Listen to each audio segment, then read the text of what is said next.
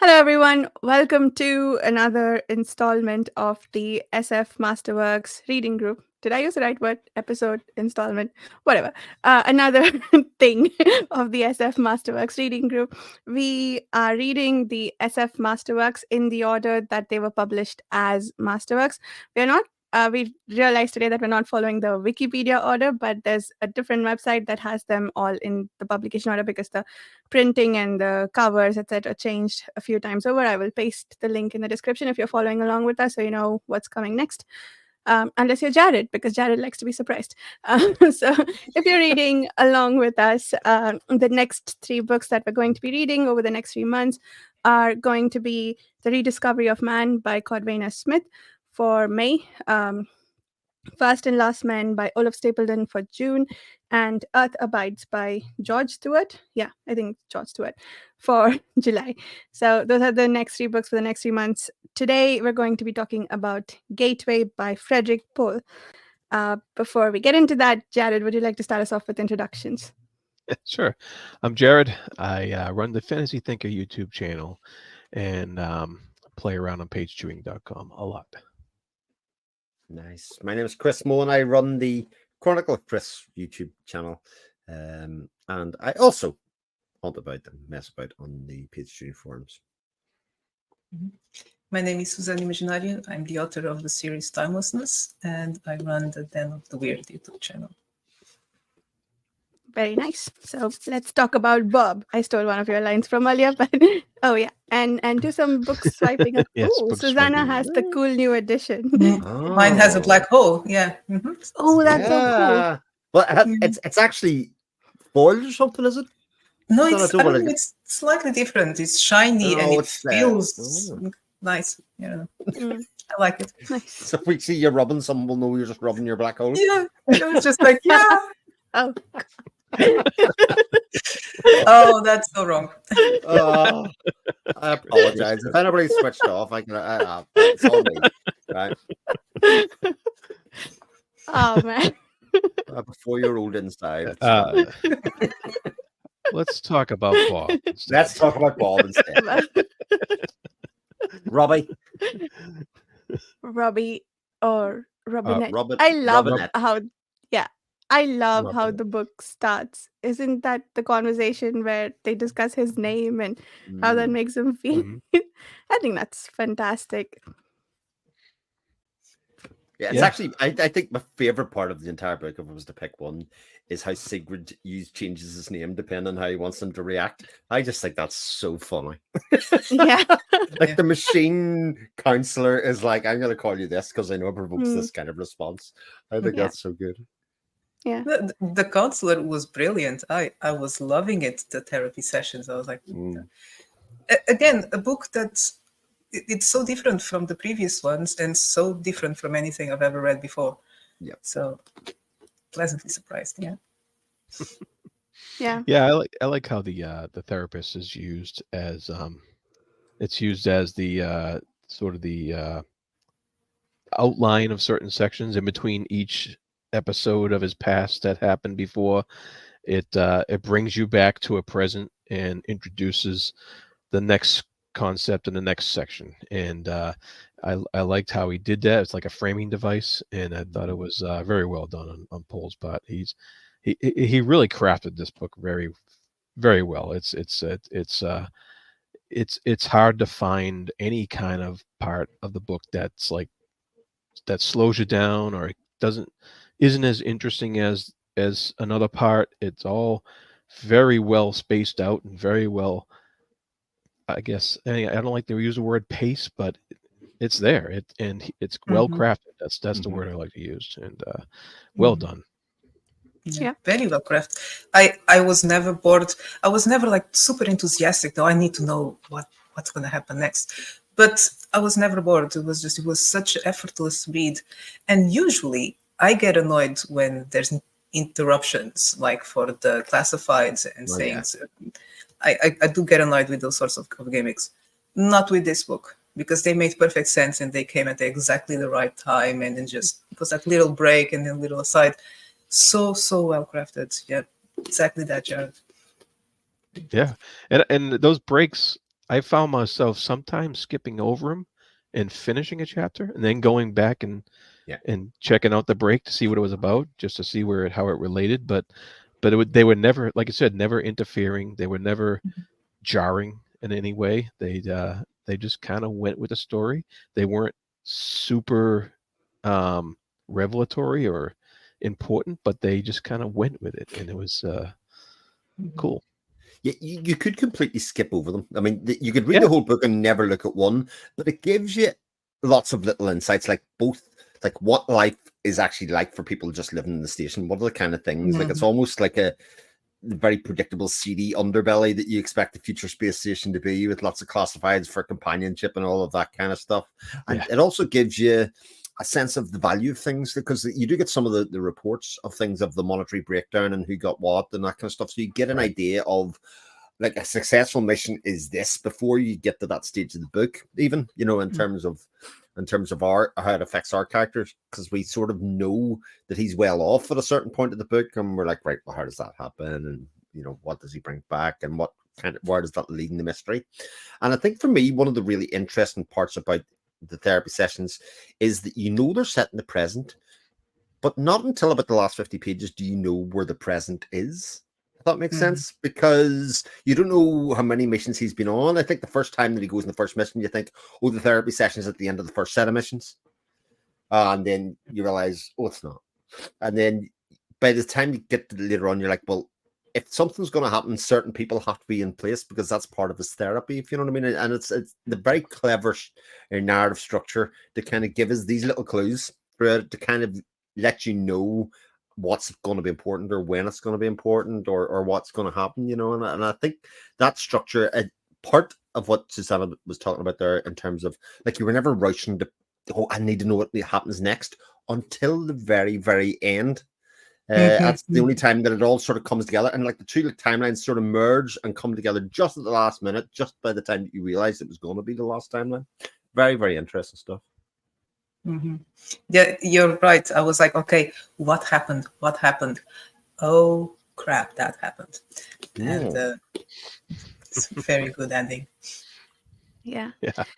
I thought it was very interesting that the book sort of spoiled itself. Like at the beginning, that something happened to Clara, and that Bob really stuck it rich. So as you go on each mission, you're like, is this the one where he hit it big? There's something like, for the first mission, for instance, what you were talking about, Chris. Of course, nothing happened to Clara in that one, but then it's like, he is rich. It's not necessary that he got it over one mission. It could be over multiple. So did something happen after the fact that would have maybe made him rich even in this mission?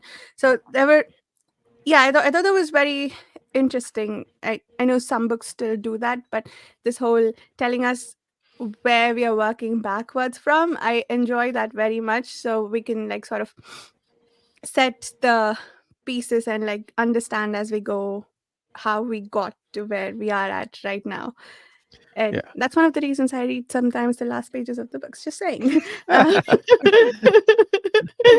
Well, I mean, that is part of the function of first person, because with first person narration, the first person survives in some form or manner.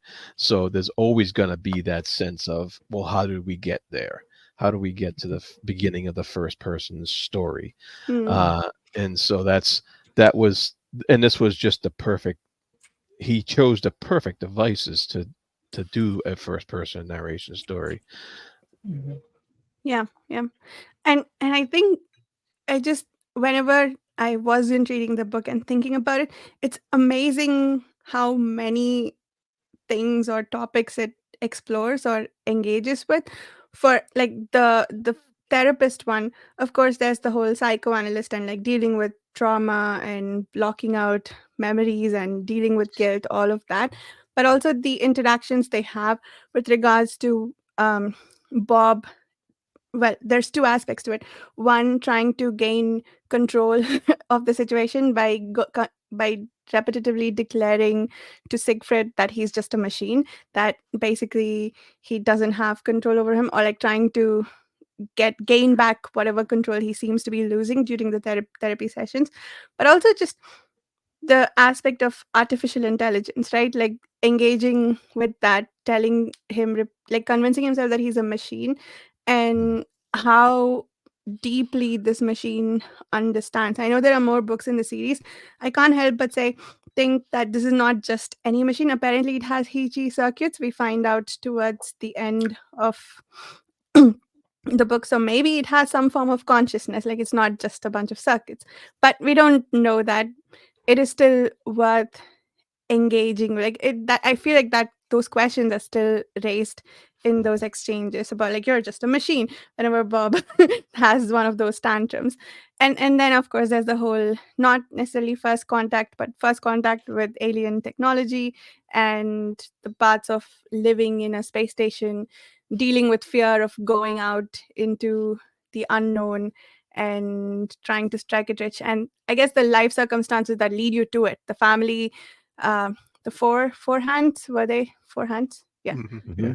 uh, how they got there. I thought that story was incredibly poignant, and yeah, so it just did so much, and all in like 270 pages. That's absolutely brilliant. And plus the classified ads, they added, I guess they're kind of like epigraphs to a certain extent. They tell us about what's happening in other parts of the world, or how we got here, without really taking away from the story.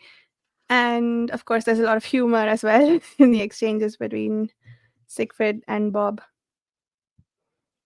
Yeah, the classifiers, they were a bit outdated at times. I mean, there was one asking for a pen pal, and I was just imagining just the postage costs of sending a letter to Venus, or just a mail ship just going about with it. Even with all this technology, you're still, looking for a pen pal. I thought, so it was sweet. It's nice. Jared touched on it on his review, and if anybody hasn't checked out Jared's review of it, I think it's really, really great, because a bit maybe this is part of the first person perspective as well, insofar as we sort of we often trust implicitly first person perspective as being good people and being right all the time. And so when he questions Sigurd's viability as a counselor because he's a machine, etc., we kind of go, oh yeah, he's probably right, like what good is it? But as we realize that Bob is a very, very flawed individual, so does our trust in Sigurd kind of increase. It's kind of like this tipping of the scales, isn't it? And I think I really like that play of how much we were like, oh, Sigurd, get it out of him. You can do it. You kind of trust in the machine then, and all of the fascinations that he's trying to do, moving the room about, and all those things that are sort of annoying and prickling Bob, and kind of needling him to try and get him to do something. You're like, yeah, come on, we're nearly there. Yeah, and there were certain points during the narrative where I was getting a little worried that Bob might have been like an actual like murderer on purpose or something like that, you know. He kind of was a murderer by proxy, almost, by just by the circumstances he was in. But there were points where I was like, oh no, is this guy gonna turn into a psychotic maniac? And is he actually in an institution rather than voluntarily going to therapy? You know, but I mean, it turns out that wasn't the case. But there were concerns along the way, which I like how do you say his name? Pohl, or is it Paul? Frederik Pohl. Pohl, I would say. Okay. Yeah. There were times where I didn't know where Pohl was leading us in that regard, and I thought that was great because it really kept up the mystery of this character, and I was glad it wasn't just a case of an anti-hero or just somebody being a jerk because somebody wanted to write about, somebody didn't want to write a typical hero or something like that. So it made the character eventually, you see the full well-roundedness of the character development, and it was more rewarding that way, I think. And he even sort of set up some red herrings in that regard. I mean, trying to build up to the murderer aspect of it, right? When he beats up Clara, the whole thing that makes her leave Gateway. So yeah, that was a moment of loss of control. So even if he didn't turn full on psychopath, he maybe got angry at something, and like I guess there were bits that led us to think that it may have been actual murder. Yeah, Mm. yeah, he's still a jerk, even though he's not a murderer per se. Yeah, but that's he's, true. yeah. Still a jerk.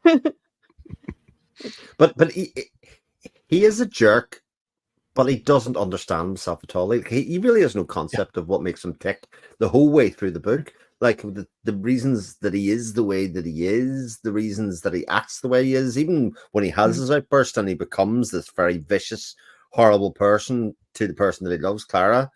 I mean, he just has no idea. He can't understand it. You know, he's like, what? And he signs himself up for a death mission, essentially, as sort of punishment for himself because he thinks that's all that he's worth. So while he is not a good person all the time, he is sort of sympathetic, at least in some way, because he is obviously, maybe because it's been presented to us through therapy an awful lot of who he is, we are kind of predisposed to kind of go, come on, you're better than this. There's healing or there's redemption for you somewhere within the story if you can just let Yeah. yourself. Well, people like him, Yeah. like a lot of the other people on the space station like him, and he has certain people qualities that that draw some people to him. But we're looking at his actions through his eyes, and he's not presenting himself in the best light sometimes. And he's definitely letting us know that he makes a lot of mistakes, and he's sometimes his own worst enemy. Yeah. And I think that comes across very well. Yeah. Yep. Agree. Agreed. So um there were so I snuck in some I read the summary or blurb of the second book, and I did that before I finished this book, right? So I knew the first book ends with something to do with a black hole. So there were some exchanges between the person who was teaching the astrophysics and Bob, in which Bob wasn't paying attention or being snarky and asking dumb questions Sounds like, like Bob. Bob, you should have paid attention. Mhm. So that was funny. Yeah, but he does that in the first book as well. When he gets his training and he arrives at Gateway, he sort of like fudges his way through his initial training, going like, I wasn't really listening, and like, how's a couple of hours instruction never supposed to help me anyway? I'll figure it out in some way. So he doesn't have very good attention. He doesn't have very good thing. But what he seems to be very good at is finding women to sleep with him. I mean, that seems to be his number one superpower throughout the whole book, because he's never alone for too long within the book. He seems to be a chameleon in some way. About how he manages relationships. So, yeah, what his actual skill set is other than being just a general people person, is sort of undetermined as well. Yeah, and I feel like it's the book that it reminded me the most of. Interestingly, was the Forever War. One is the character we're following is pretty mid. He's not some like badass prospector who's was like, yeah, staring death in the eye, and he's just afraid. He's just hanging around Gateway for months and months because he's afraid. And then when he does hit it big, it's because of a dumb mistake he made. And also the relationship with like sort of the faithfulness to his partner, sort of. But they also sleep around with other people. I feel like, yeah, it has many parallels to the Forever War. I'm curious to see if that's just a little bit of uh, storytelling structure that other books of this time followed, or if they just happen to be similar or whatever. But anyway, like it reminded me a lot of that book as I was making my way through it. Well, both characters are survivors, and they didn't want to be in that situation, but when things need to be done, they react. They are competent and they survive. Other than that, Yeah, I did appreciate that. The thing that was interesting about this was you mentioned first contact, but it was more first contact by proxy, like just with the what was left of a civilization and not the actual civilization itself. And I love that sense of trying to discover things and trying to discover it for the sake of humanity, basically. Uh, and I love it because the future of the Earth that everybody comes from did not look nice at all. Mhm. It was it looked pretty bleak, and so this contact with alien stuff um, was kind of it was kind of unique. I think I don't recall coming across that before without the aliens being involved, or Mhm. or without humanity at least figuring something out about the devices Mhm. that they're tinkering with. And it was pretty cool how a lot of the stuff was working it, but not working the way it was obviously meant to work. It was just working, and they never really quite yet figure out anything about these things, other than trying to find something. And we don't get the sense that they're not successful yet. Humanity still Well, doesn't look. It still looks pretty bleak at the end of this book. Uh, we only get the resolution of his journey, but not humanity's journey. mhm. Yeah.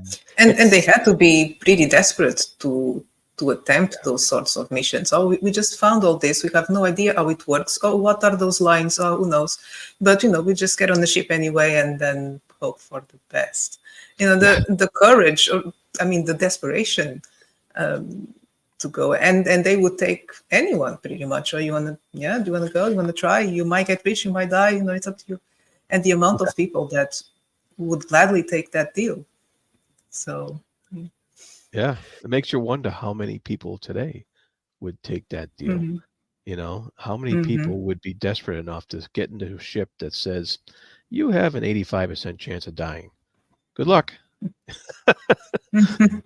but it uses the fact that they found this technology to kind of eschew any technical explanation of how travel between life works. So, like, I think actually Gateway would be a great book to give people about space and about science fiction that doesn't get itself bogged down in any technical jargon. There's no physics in it. There's no anything like that. They Yeah. basically, we don't know how it works. It just works. We jump in the shit. We punch in the coordinates. It does its shit. We come back sort of maybe rich, maybe come back dead, come out of rations, all that. It's very much luck of the draw. They're just kind of playing. He uses a lottery to get there, and then once he's there, it almost is a lottery, of what's Mhm. going to happen, whether they Yeah. get rich to go back or otherwise. Yeah, And and I I think a lot of love that's that. quite clever. I love that correlation too. Yeah. The fact that he had to win a lottery to get to a place where he has a lottery on his life, basically. Yeah. That was a Mhm. great correlation. Mm.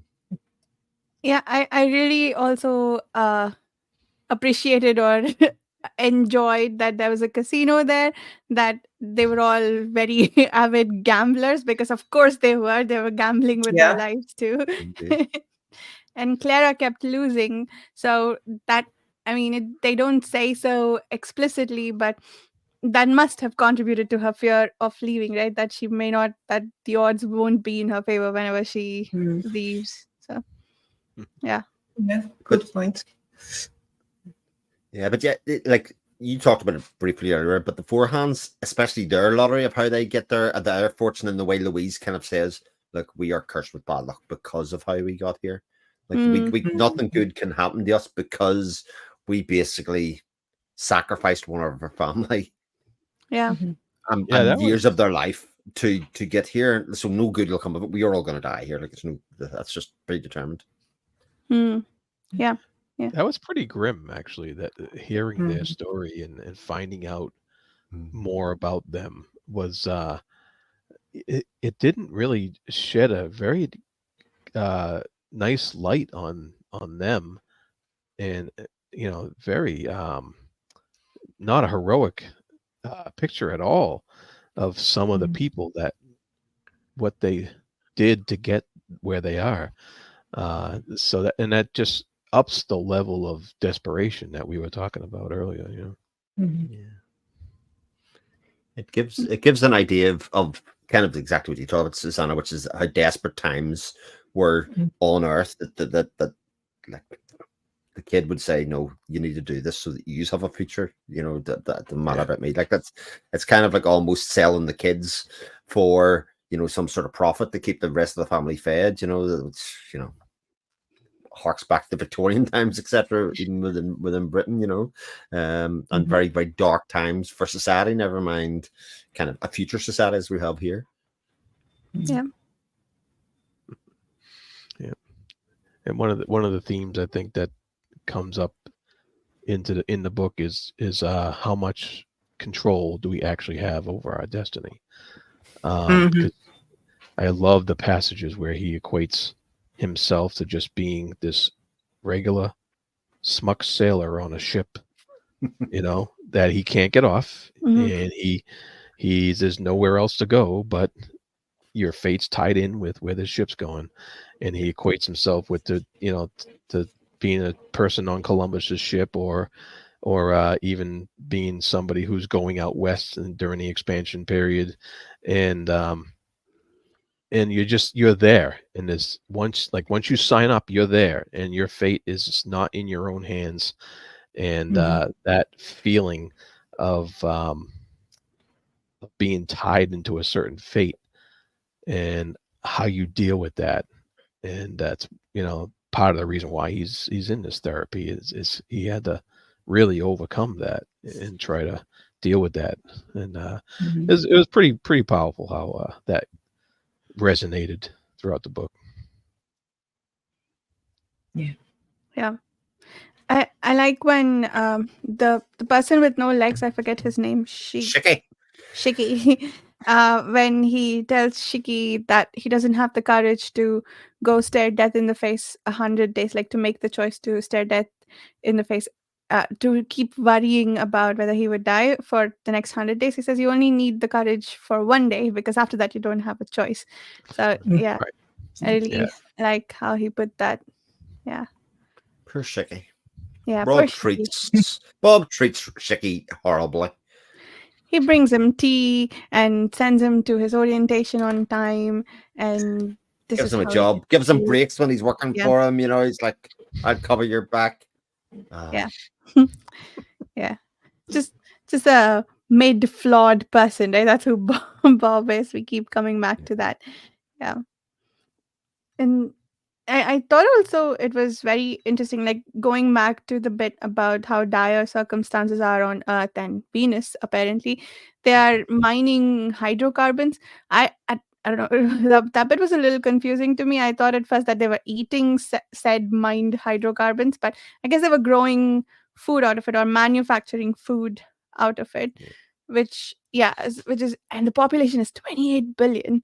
So there are a lot of little details thrown in there to extrapolate from just how bad things are, like apart from the fact that people are also doing these strange things to make it big. But there is a certain like they're all trying to make it big somehow, right? Like they want to hit the lottery in some sense. It's not that.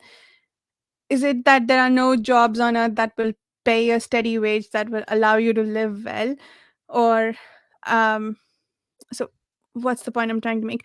Like, are these people who don't just want to live a normal life, or is there no normal life to be had on the planet? It seems at first that it might be the latter, at least from Bob's point of view, what he grew up with.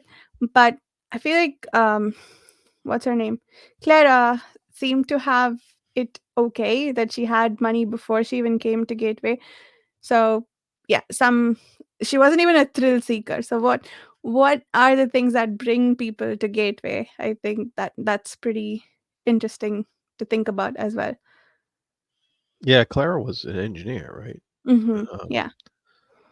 So her I don't know. reasons. What were her reasons for being there? Like, I don't recall. I don't remember either. Apart from the fact that they were basically saying Venus was the shithole, you know, pretty much, you know, the thing. But I sort of got the sense for them all that, and I could sort of draw the comparison to the gold diggers in San Francisco. Like people who traveled right across the country and left menial labor jobs to kind of, its hope was really what they were going for. Like they were going to work very hard. They were going to the odds weren't great for them doing anything like that, but there was the chance that they could turn it around. It was better to go and take the chance than to stay where they were and never make any progress. You know, there was really no hope for themselves at that stage. And I think that's something that a lot of people can sort of identify with, especially if, you know, his prospects where he was just working in a mine anyway. Yeah, his weren't great. Yeah. You know, and his there very much was a lottery. It was like, this is the first good thing that's ever happened to me in my life, because now he has something to tag along to. Clara, obviously, you know, is a different case, but she obviously never even made it back to Venus. So whatever she was running from still kept her away and pushed her back towards Gateway, back into a guy who'd just taken a treat of her. Yeah, no, his reasons for being there were more obvious. Yeah. And it, you know, on a planet with 28 billion people, you're definitely not going to have a lot of people who are doing okay. You're going to have a lot of people who are not doing okay. And so you could, anyone who could make it to Gateway, whatever way they could, that you can understand why they would want to take that chance. Yeah. There's also a lot of interesting aspects of the story that tie back to modern times, right? The fact that what medical expenses can put a family out of its entire life savings, and you cannot recover from that it would be debilitating. And also the corporate exploitation, which is interesting because a lot of times it is presented as almost benign, right? Like the fact that they get this random bonus just for going out there and coming back, as far as they can tell. And then Bob gets additional bonuses even though he destroyed a ship, because they need people there. They keep losing people. They need people to keep coming. So it seems benign, but it's not. It's still exploitation in a different form, because you're asking people to risk their lives for you. Like they're agreeing to, they are complicit, but it is a two-way relationship in that sense. Yeah, it's kind of like, it's more like an open exploitation, rather than behind the scenes. You know, that's true. It's said, we're going to exploit you. It's right there on the contract. In fact, they use the word exploitation on the contract. That except like not of people. They're like, we exploit the Hichi resources, but you know, the exploitation of people who bring it back is implied, I guess. But But what's very interesting about it, obviously, is the fact the corporations who are taking their 50% cut of everything, they didn't invent any of the stuff. They literally just laid claim to the Hichi technology and the planet and the place that they're like. It wasn't that they designed it and that they're giving people royalties. Like they literally just took it for themselves and set up the system for people to just pay them money and pay them royalties, which is kind of bizarre in a lot of ways. Yeah, it's like we planted the flag. Boom. Yeah. Now we get to say what the rules are. And instead of spending years studying the technology, it was, I guess, cheaper and easier to just get people. You go in and try, and then we'll analyze the results. Yeah, but if everyone was agreeing with that, that's fine.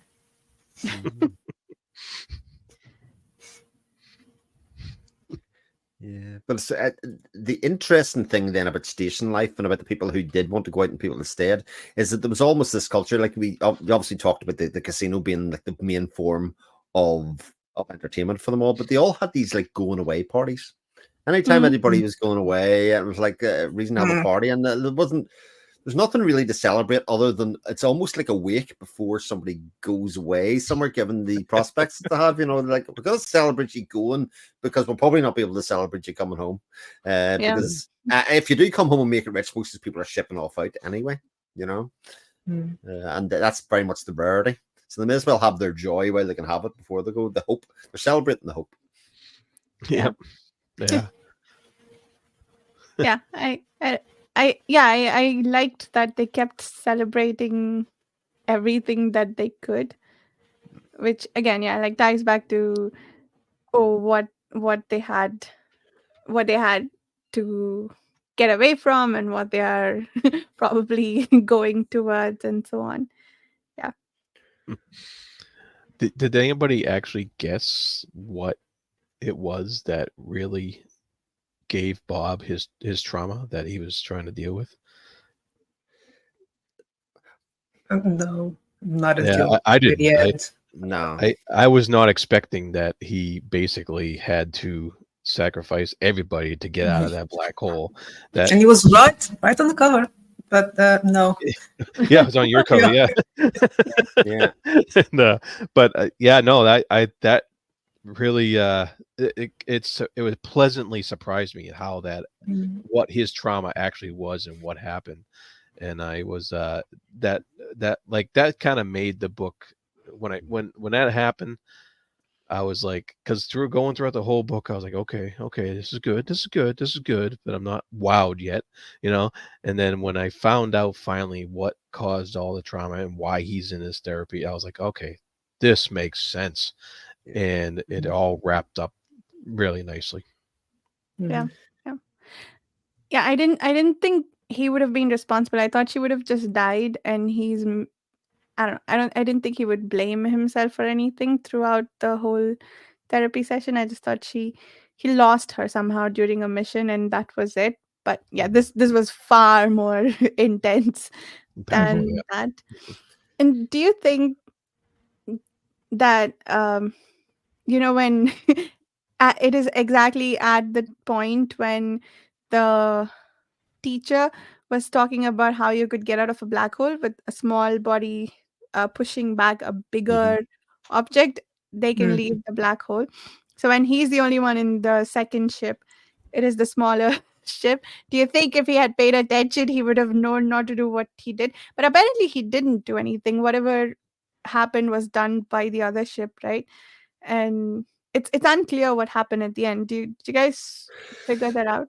So my reading of it was, and it wasn't very clear, was that what they were trying to do was kind of use the two ships, have one empty and one full, and then they would, by one being empty and one full, they would create exactly the situation that they would do. But obviously, the reading for me is if they had have done that, then they would have consigned all 10 of them into the black hole because of how it worked, rather, and the empty ship would have been the bit that would have been propelled away to safety because of the imbalance. But because he was the one in the 9, wasn't it? Wasn't there 5 in each ship? He kind of did it. But the reason I liked a lot of that is the rationalizing that Sigrid does then afterwards when he says, like, I murdered them all. And he goes, did you?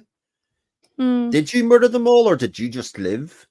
Yeah. You know, and Mm. they didn't. You know, it isn't necessarily that you kill them, even though it might feel like it, especially because he profited, etc. But you can't know that you doing anything differently would have had a better result for anybody. It just so happens that that's what did happen. Yeah, You know? it's like Susanna said earlier, he's a survivor, Yeah. and of course, with that comes all that survivor's guilt. That's built up from that, and like you said, Chris, you don't know if what the outcome would have been if anything else was done other than that. You know, it really would have been a mystery, and because it was a mystery that it came out the way it did, and so yeah, it's really fascinating. No, he was just very lucky throughout. You know, when he won the lottery, he survived the first time, and then survived the second time. So yeah, I guess he would feel guilty about it, especially if he thought he could have done something different. The one thing that I couldn't really understand was, see the Brazilian woman that he was, or something. Did he project his mother onto her? Was that in the drawings? Because Sigrid was holding it up, going, "Who have you drawn here?" And he seemed to think it was the mother, whereas Bob's thought it was the Brazilian woman, and then sort of got confused actually to what he'd drawn. Maybe in his trauma, it sort of masked that. Actually, get those things mixed up. Things got very Freudian at some point. Yeah. I was rolling my eyes a little bit. Some of the therapeutical techniques are slightly outdated. But he worked very, very well for the book, for the team. But yeah, he had something, definitely mother issues, mommy issues. Yeah. But it was only kind of understood towards the end. At first I thought it was grief. And then, yeah, okay, it's a little bit more. So he also blames himself for his mother's death, right? I don't think he explicitly says it, but he needed psychotherapy, so his mom couldn't get a replacement lung. So I I would assume that he blames himself to a certain extent about how she died. And yeah, but that last bit was confusing, whether she actually looked like his mother, and so she and so he dated her and whatnot, and she died, and so now he has like the double guilt of both the mother and the lookalike. Or if he was guilty about his mom, I think this seems more likely. Guilty about his mom, guilty of course about Clara, and so like those are the two people that he thinks he's killed, except he's projected it onto the same event. Hmm. Yeah. Oh, yeah. That's the only bit that I wasn't entirely clear about, because it sort of gets eschewed for the bigger problem, which is the Mhm. 9 people that are, well, Yeah. they're not dead, as we keep told. They're just sort of suspended Yeah. in the black hole. But yeah, that sort of gets bumped to one side. So here's what I don't understand. Doesn't okay, so sorry. But the doesn't the orientation matter? Like which with one ship thrusting away from the other, sure, the heavier ship is the one that gets pushed further in. But are they like sideways and the thrust like it's unclear which one will come out, or like how does that happen? Is should one be towards and away from the black anyway? I was hoping you could explain that bit. I was like, yeah, whatever you say, what's the result? Because I could not understand the physics of it at Yeah. all. I think it, as Susanna quite said, I think a lot of it was just luck. I mean, it was very much, he was doing something instinctual, maybe making a mistake or otherwise, but it actually worked out that he survived in a case where maybe nobody was going to survive or otherwise. You just don't know. He was just incredibly lucky, and he can't forgive himself for being the survivor, Yeah. with all the Yeah. other people that he had around him. Yeah. And the people in the other ship, some of them were going, no, no, not yet, which is also very interesting, because did they know what was going to happen? Did they know what Bob was about to do? Actually, again, I'm not sure that he did do anything. I think it was something people in the other ship did that set him free. But anyway, yeah, I think one tiny gripe I had was the only time they brought time dilation into the picture was at the black hole. Like you're still traveling at light speed and faster than light speed, fine. Like let's say you you reduce to it's the same amount of time passes as back on Gateway. But up to then you whatever physics you're applying at the black hole that applies to. And also I guess you remember in the Forever War when they hit like 25G and stuff, they had to go protect themselves from from the forces of gravity because the body can't handle that much Yeah. acceleration. So apparently the acceleration is also increasing. At some point it's going to get to a point where the body can't handle it. So at like I Heat don't care that cheese. was yeah. It's the Heat Cheese did it. Heat Cheese figured it out. We don't need to figure it Yeah. out. The Heat Cheese ships just had that sorted out. It just worked. Fair enough. Oh yeah, But that worked for me. I do agree with you. Like the fact that time dilation was mentioned once, and it was around this black hole, but there must have been other anomalies. Like they never talked about the difference in time dilation at all for any of these long journeys they were doing. All the rest of the time they were in the ship, I Yeah. did sort of think, okay, you sort of used it as a plot device way later on, but you didn't have it earlier on, as if physics only works around a black hole. I mean, he calls the rest of the universe the non-relativistic universe. I mean, that's not how that works. It's okay. I will forgive them.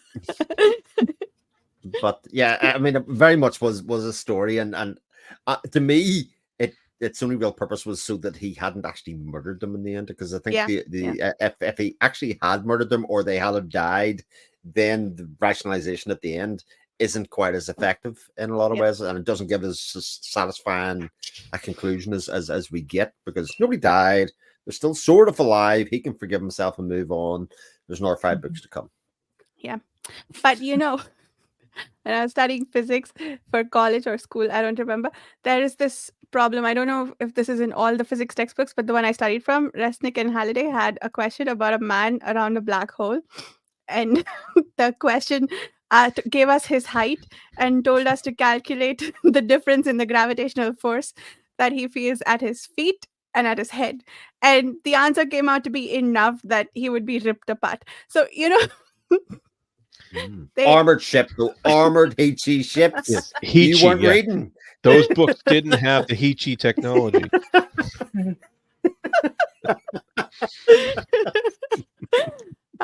they weren't standing like this. They all had the same amount of gravitational forces, but even the front and back would feel a difference. It's fine. I will shut up. The solo HE ships couldn't have been able to do it, but the fives were armored. They were super ships. Fair enough. That's why they only they are the ones that accept these coordinates. Didn't By the say way, what it was made out of. Just said they were super. Super. what the hell did the Hichi want inside the event horizon of a black hole? Like, what did they want there? Why couldn't they go orbit around it or something? Why? Why? Why were those valid coordinates?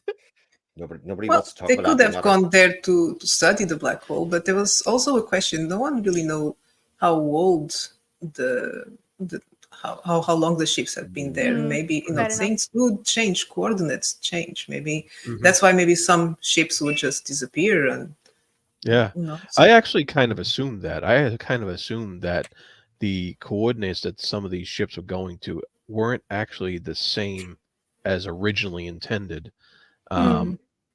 That's kind of the I kind of got that feeling out of that, and that's why a lot of people ended up dead, other than just ending up in a toxic atmosphere or something like that. But Yeah, that I kind of got that feeling. Yeah. that makes sense. Taking off the, I think it was the first ship that Bob sees return with the body parts smeared around the ship. That was horrific. And yeah, I think it did a Yeah. great job of setting the tone of, just because there's knowing it in theory that things are dangerous, and then there's seeing a ship come back that looks like that. And there's also sort of the people on Gateway for whom this is basically almost mundane, but they're still dealing with it. So yeah, I thought that whole thing was done extremely well. Definitely. Yeah. Yep, certainly was. Yeah, good book. Good, but An excellent book. I do think it's a very good book to recommend to somebody who doesn't have to invest a lot of time in the science and just kind of get the story. And it does read very straightforward and easy. It's not a quick read. I think that's one of the things that we were talking about just before we started. I never was able to kind of do like a lot of it in one go. 50 pages is sort of what I did a day, and that seemed to be a right chunk to kind of stop and kind of digest what had happened there, what it meant for our Bob, and whether I still like Bob at the end of those 50 pages or not. yeah, I feel like the bits in the ship read really quickly over the multiple trips, whichever trip it is. The bit, well, I guess we didn't get too much into the one-man ship. No, we did. That's where he ended up at Gateway 2, right? Yeah, Gateway 2. Yeah. So those bits read very quickly, and the parts where he's on Gateway trying to make up his mind, those felt slower, and I think that makes sense. I feel like that's Pohl being really good at what he does, because we're sort of feel, well, for me, I can't speak for the others, of course, but I felt the same level of like lethargy and slowness that the characters did as they just hung about in Gateway trying to make up their minds. So I thought that was pretty cool as well. Yeah, I mean, there were parts where I was frustrated at Bob for not finally going out and doing it. Yeah. But I think he was frustrated with himself too, and so Yeah. I think that showed. And so it was, well done once again. It was a good book, very good book. Yeah. Shiki is also interesting for the other reason, because we get main input into Bob and a little bit into Clara, right? We get insights into their states of mind when they're just hanging around Gateway, and we're told when Bob gets to Gateway 2 that Shiki is not getting his legs fixed because he's afraid of going to ruin.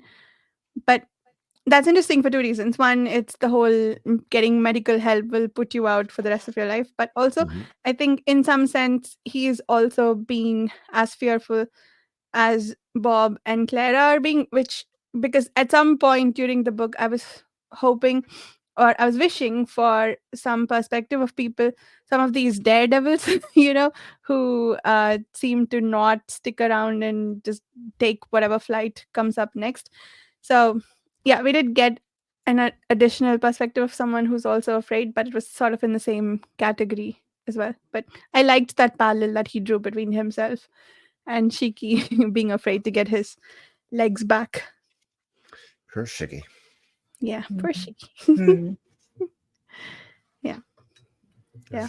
One of the other things that struck me is, especially when they were going back to Gateway, or the experiment that they were doing with the two ships and using the coordinates to do some understanding. Is that where Stargate got its idea from? Because I thought it was very Stargatey that they were using the coordinates and changing the symbols from. I thought that was very, very like that. I almost mentioned Stargate when I said about the coordinates not being where they are, because that was the excuse they did for the series. But I figured no, Susanna mentioned Stargate. For the the seventh symbol in the gate in Stargate was almost the same explanation as they had exactly. in the Gateway. And it is called Gateway. I mean, there are similarities, and the same saying. You go through the Stargate and whatever it's on the other side. I love it. I really love that sense of discovery. And I love next time I'm going to be able to talk about Stargate. You can just kind of throw in there now that we've read this. I mean, obviously, Frederik Pohl's Gateway is a big inspiration for Stargate the series, and people go, "What's that?" I said, "Oh, well, you can read it. It's a very classic sci-fi book from the 70s. Yeah. Good that's how Chris gets people to read the books he likes. Look, I can't think of anybody in my life that I'll ever run into where that actually will be an impressive piece of knowledge, but I'll feel better about it, and that's what's important. Fair enough. Fair enough.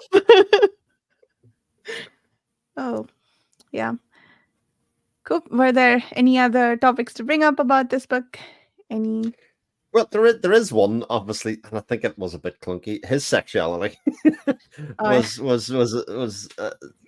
a bit cringe-worthy, I have to say. The explanation for him, if they had it done without the thermometer thing up the bum, if they hadn't just left that bit out, I think it would have they could have just rationalized it another way, that he was sort of repressed homosexuality or bisexuality, depending on what they were to do it, and that actually that complicated his relationship with Dean enough to make it interesting, if you know what I mean, without it being like, oh, it's because of this reason. Yeah, it's kind of like, oh, yeah. It almost. But was it though? I mean, was it that he was bisexual, or was it that he was just sexual, highly sexual, because he was always sleeping with someone and being cooked up on a ship, very, very small ship, for days and then thinking that you're going to die at any moment with someone, even though the same sex, but still attractive. Is it though? But yeah, the thermometer, again, very Freudian. Unnecessary. Yeah. I wrote bad notes during that section. Bad notes. Yeah. I just say bad. I wrote ew, yuck. Do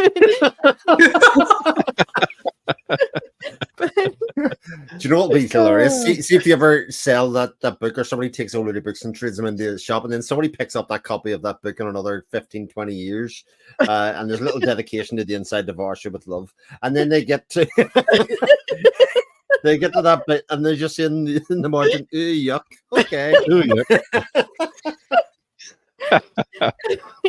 I didn't okay, yeah, I agree that explanation was very unnecessary, and like I even felt for him up to the point where his mother doesn't express affection physically, except for that. I'm like, okay, but we didn't have to go there, and it feels almost like an apology for his homosexuality, like if which I did not like. Like, you don't have to explain it away.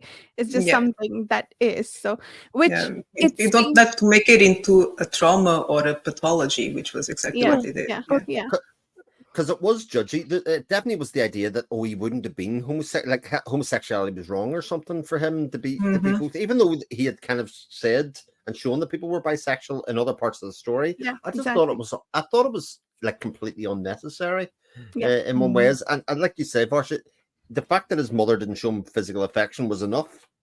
Yep. You know, in its own right, to kind of say actually a lot of his emotional issues actually make sense now without. Especially for it to be in the very end of the chapter, it was almost like, oh, okay. It was like Yeah. a cliffhanger. Yeah, exactly. That's the other thing. It was given center stage space at the end of the chapter, like it's some big reveal or something. I'm like, it's really not. It's just him coming to dumb conclusions. But maybe just a thing of the time, maybe that it was written or otherwise. You Yeah, know? yeah, Yeah, but I don't know. It kind of fits his character that he would go down those routes, and so yeah, it didn't really bother me at all. I just kind of went with it, and you know, and like you said, Chris, I thought the exploration of those feelings that he had for Dane, right? Yeah, Yeah, was well done. That the exploration of that part of it, so it didn't bother me. I just roll with it and carry on. They missed a good opportunity for it to be foreshadowing towards a black hole. That's all that they did there. They used it so effectively. And how are we back to black holes? I don't know. Full circle. Come full circle. You can't escape a black hole. Do you not know this? You just can't escape it. All right. To our viewers, please come back next month. It's not always. We if I'm not doing the next chat, you'll know what happened. But what was I going to say? Yeah, it does fit in character with the other interactions with Bob, though, where he's trying to explain his when why did I say Bob? I keep thinking Bob is the machine, but it's not. Siegfried tells him not to psychoanalyze himself. He keeps berating him for that. He's like, don't do that. So this does feel like more in that territory, like he's trying to psychoanalyze himself and trying to come up with Freudian explanation. So that's fine. I see what you mean, Jared. Yeah, I could explain it away, but I did not like it while I was reading it. Yuck. Yeah. All right. Before we go down any further black holes. Come on. Jared's doing it now. Wait, should I pull this up? What is this called? Oh, yeah, I guess we all liked it pretty much, more or less. Yeah. That's, I guess, if that wasn't clear. So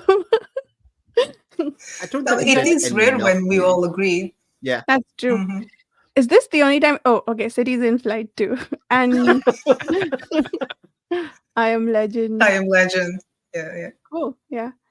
I guess it's the not quite masterwork, but we like sort of ones that we all seem to agree on. Maybe like so. These it misses a level of complexity or new kind of ideas that would really push it to that kind of level. But for what it does really well. And I think it was Jared that said to me, because he'd finished first, I think he'd said, like, I really enjoy, you'll enjoy the read of this. And that was very much exactly my experience of reading the book was exactly that, you know. Yeah, that makes sense. I did enjoy this book.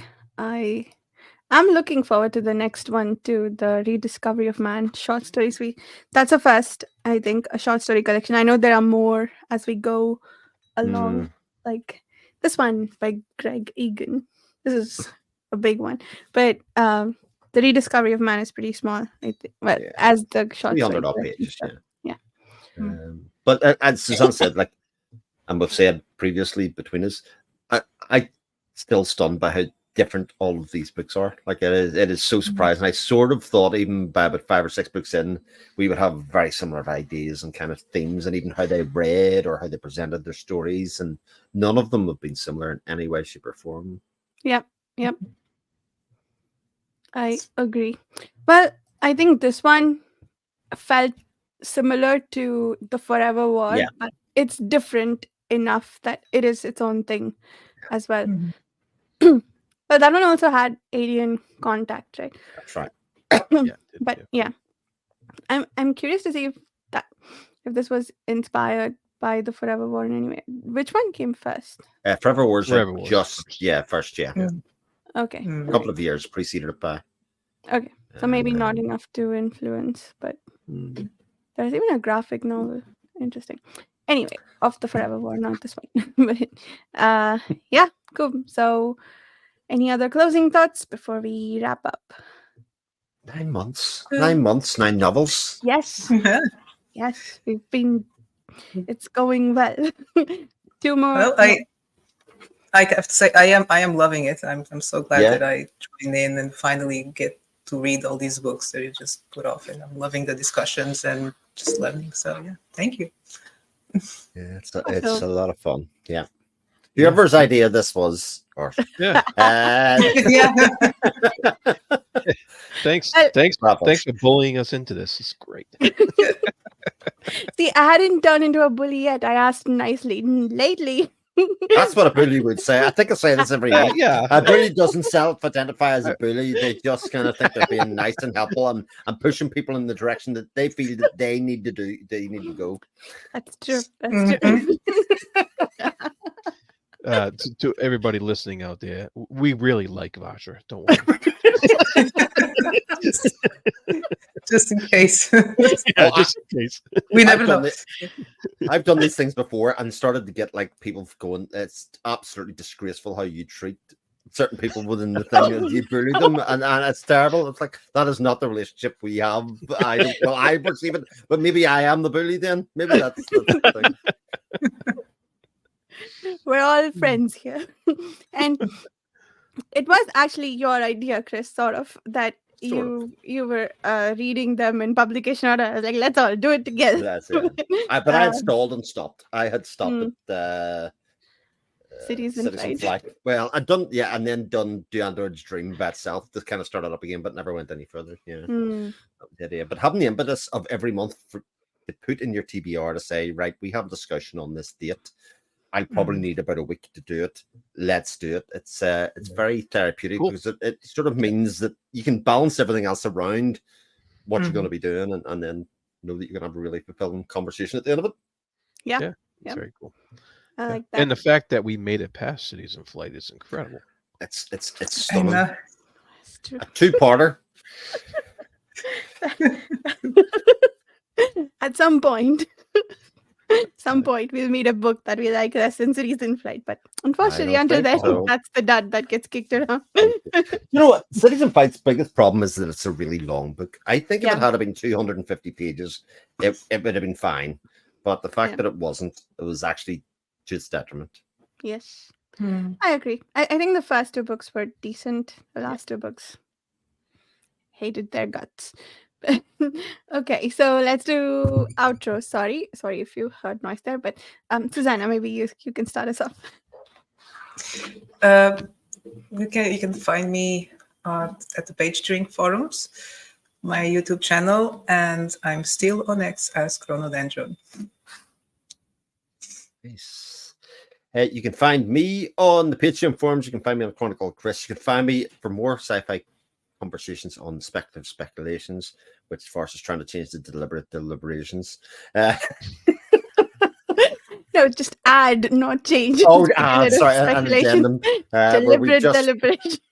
We've just finished the Southern Reach trilogy, which was also another phenomenal read before we move on. So if you want to find out more content, you can find us there. Yes. And you can find me there too, on that tongue-tangling podcast. And you can find me at the Fantasy Thinker YouTube channel. And also I do occasionally contribute to a blog on pagedoing.com. You can check out Creative Crossroads. And you can find me at the YouTube channel Reading by the Rainy Mountain. I guess among other interesting things that's currently happening there is the read along of the second apocalypse. So yeah, come check us out if you'd like to join us for this or any other reading groups, check out the Page Chewing Forum. Once again, the book for next month is going to be The Rediscovery of Man by Cordwainer Smith. Until then, thank you so much for listening. Bye.